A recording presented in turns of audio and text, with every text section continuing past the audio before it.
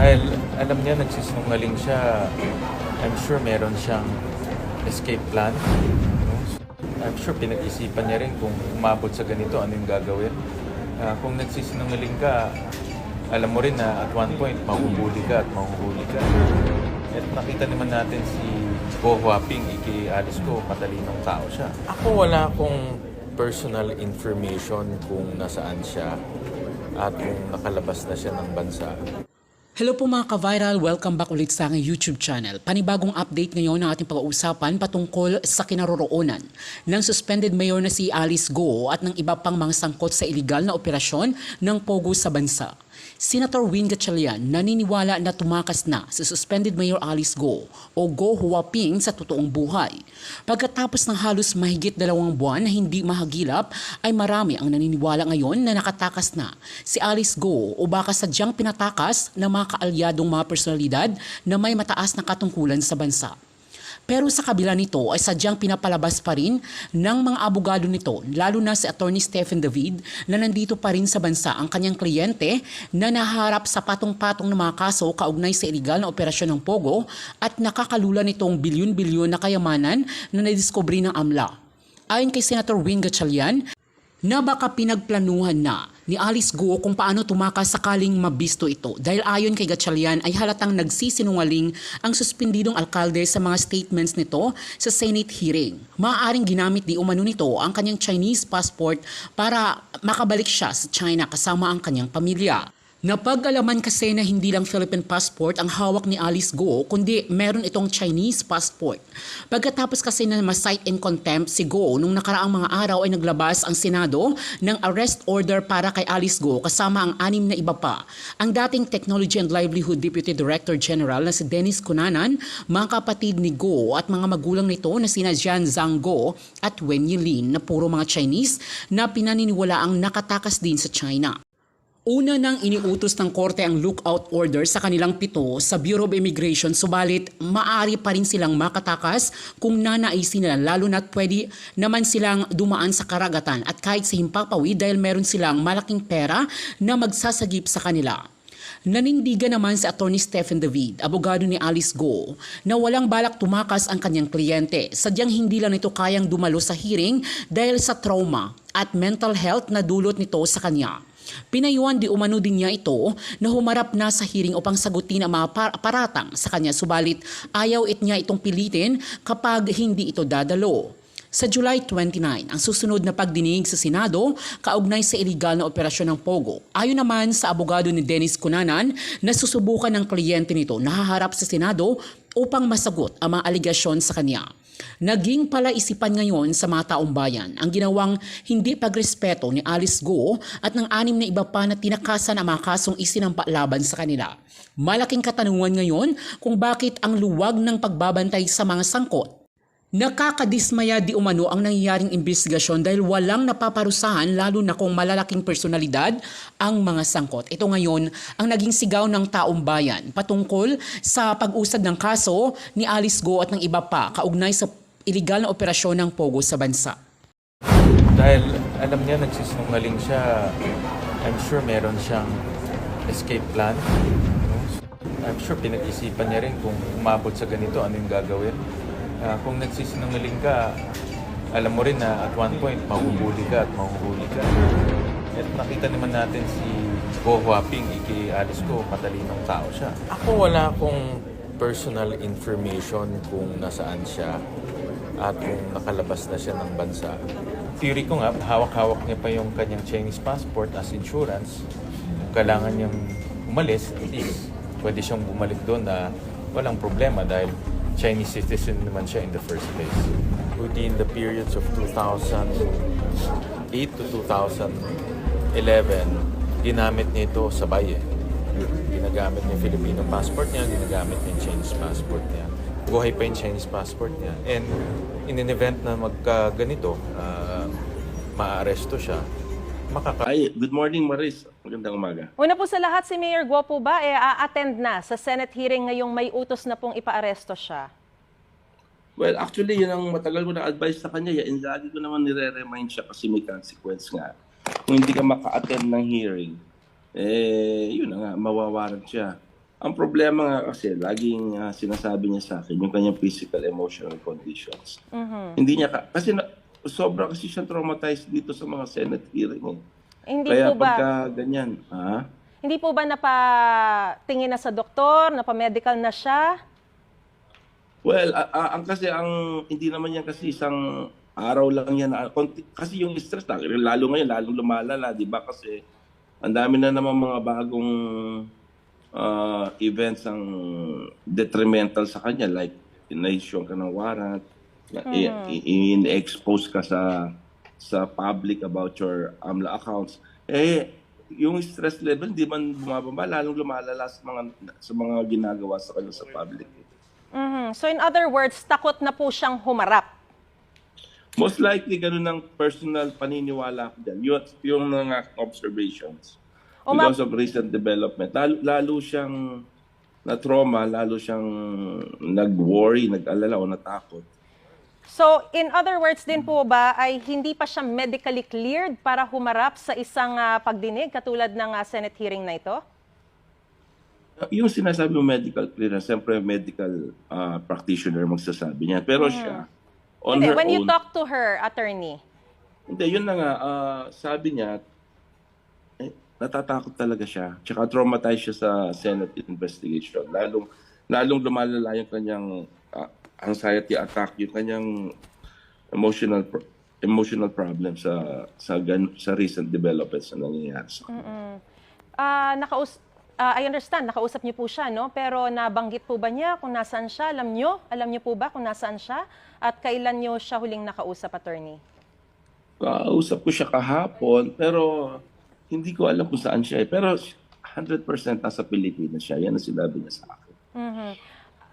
Binanggit niyo rin po kanina na lagi niyo po siyang sinasabihan, no, na mas mainam na humarap muna sa Senate hearing. Lalo na po ngayon, hanggat hindi pa inilalabas yung ng Korte Suprema, yung TRO na hinihiling po ninyo. Alam mo kasi Maris, yung pagtatago, sayang yung buhay pag nagtago ka. Kasi ang problema lang naman dito, kung a-appear siya sa Senate, magsasalita lang siya. And then kung tapos na siyang questioning, wala nang arrest order, wala na. Pwede na siyang umuwi. Ang problema nga lang kasi, ang worry ko lang, well, on the legal point of view, dahil sa dami ng pinay nilang kaso laban sa kanya, criminal, civil, yung right against self-incrimination, masyado nang apektado yan. Kasi hindi na siya magiging effective resource person. Kasi tandaan mo, kaya siya inaresto, hindi naman dahil accused siya. Dahil resource person siya na hindi sumipot sa hearing. So in Kaya other... ano pa ngayon? Okay, go ahead, sir.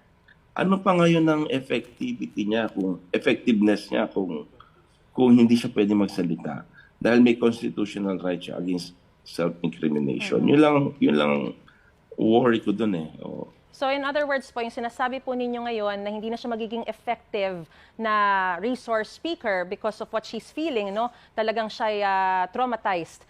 It will outweigh yung mga legal implications naman for not attending the Senate hearing?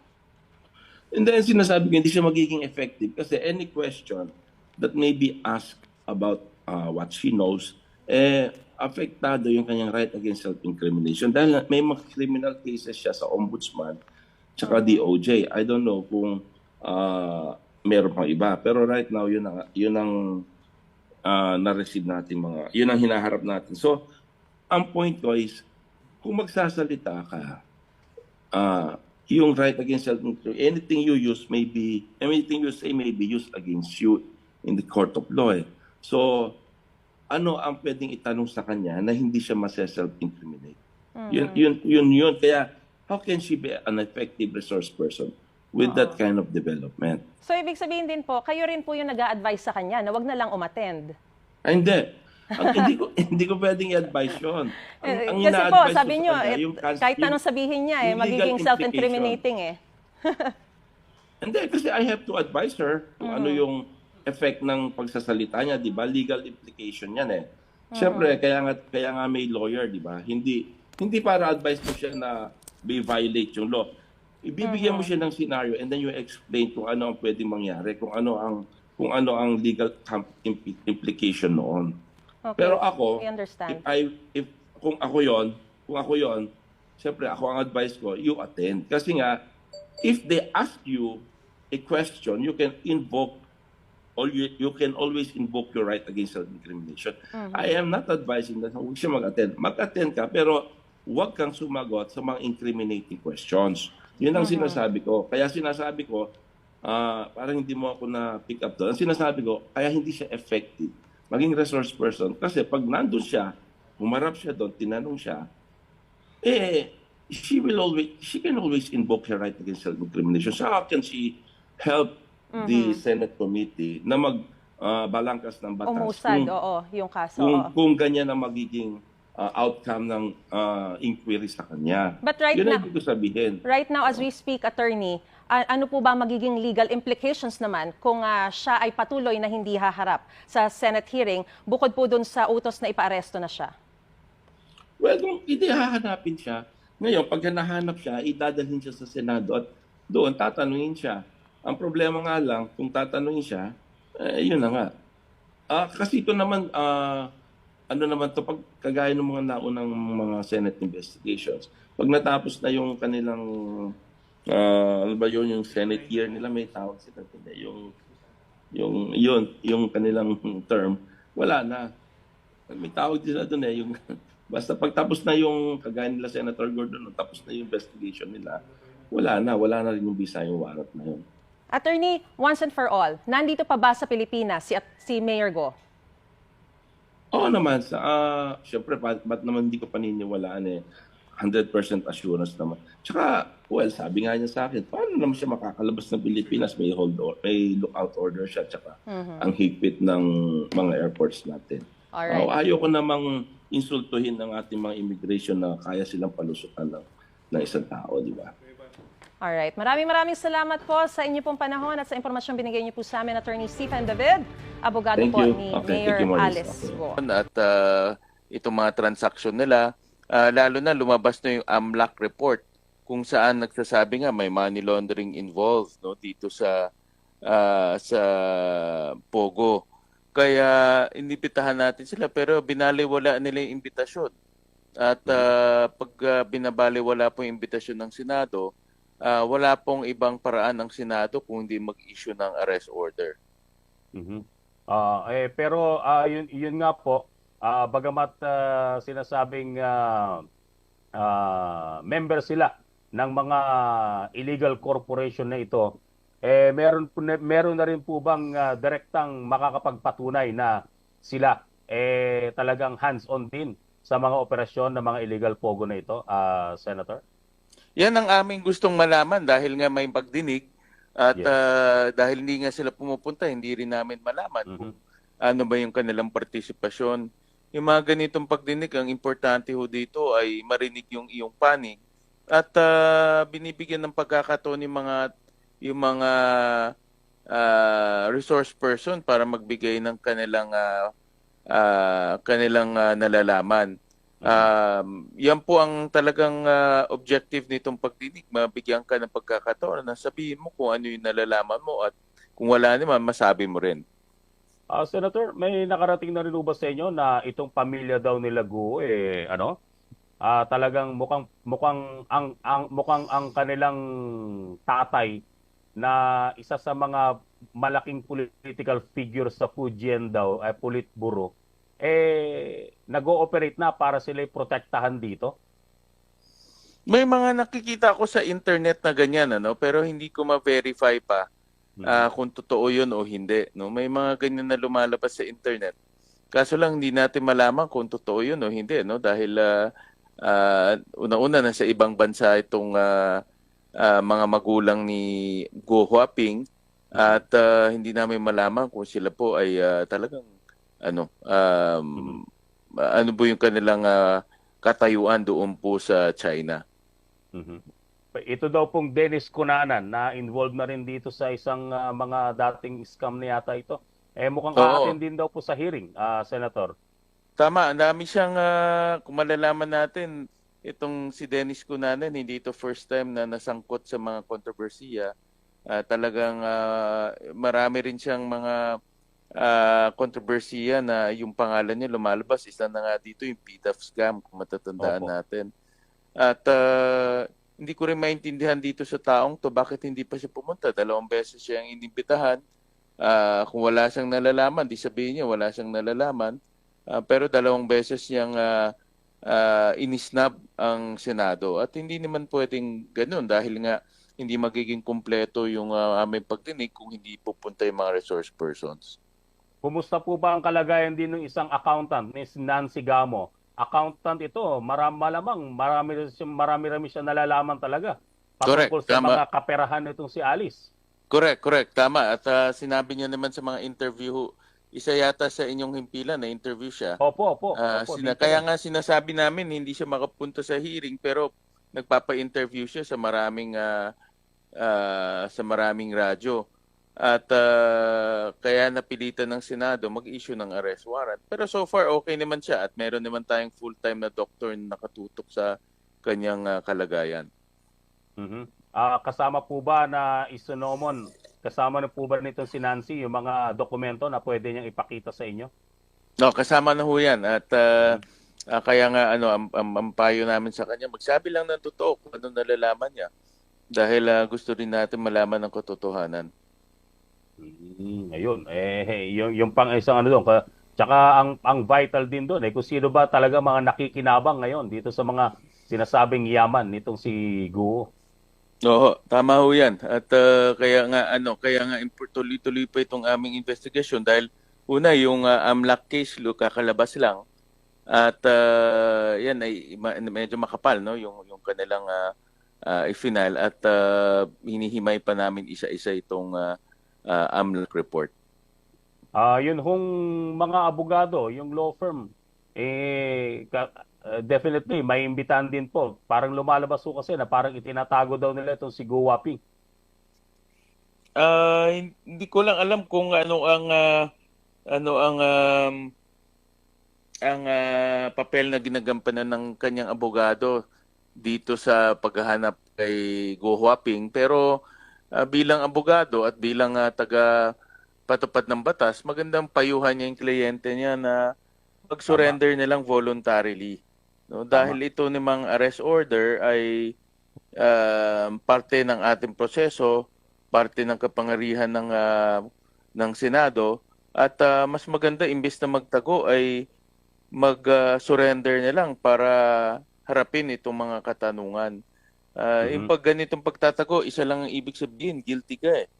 Tama. Wala ka naman tinatago, pwede ka naman humarap. No? Tsaka hindi pa naman to korte na hahatulan ka. Ito ay para lang sagutin mo at bigyan ka ng pagkakataon na sagutin yung mga katanungan. Itutuloy niyo pa rin po ba ang pagdinig sa kabila nung sinasabing kaso na inilatag nila sa Korte Suprema para ipatigil ang mga pagdinig na ito ng Senado, Senator? Wala pa naman desisyon ang Korte Suprema at kung babasahin natin yung body language ng Korte Suprema, nag-iingat rin sila dahil nga meron tayong separation of powers between the legislative and judicial branches at meron sarili tayong mga papel na ginagampanan at yan ay hindi natin, kumbaga hindi pinapakalaman ang isa't isa dahil nga sa mandato na ibinigay ng ating saligang batas. Siguro ang talagang primary concern dito ng Korte Suprema kung meron bang karapatang naapakan. Correct. Sa inyo po ba, Correct. may karapatan po ba kayo naapakan sa base sa inyong pagtingin? Di ho ba? Wala naman? Wala naman dahil ilang beses na kami nagkaroon ng pagdinig at hindi lang naman to ang first time na nag-i-issue ang Senado ng arrest order. Kung matatandaan natin, maraming nakukontempt, maraming nakukulong, maraming naaresto. Kaya ito ay normal procedure lang ng Senado, hindi ito bago at wala naman pinipiling tao. Ito po ay bahagi ng trabaho at bahagi ng mandato ng Senado. Yun. O nga po pala, uupo na ang inyong kaibigan, ang inyong katsokaran na si Senator Sani sa DepEd. Anong pong tingin nyo sa kanya magiging pamumuno sa Education Department?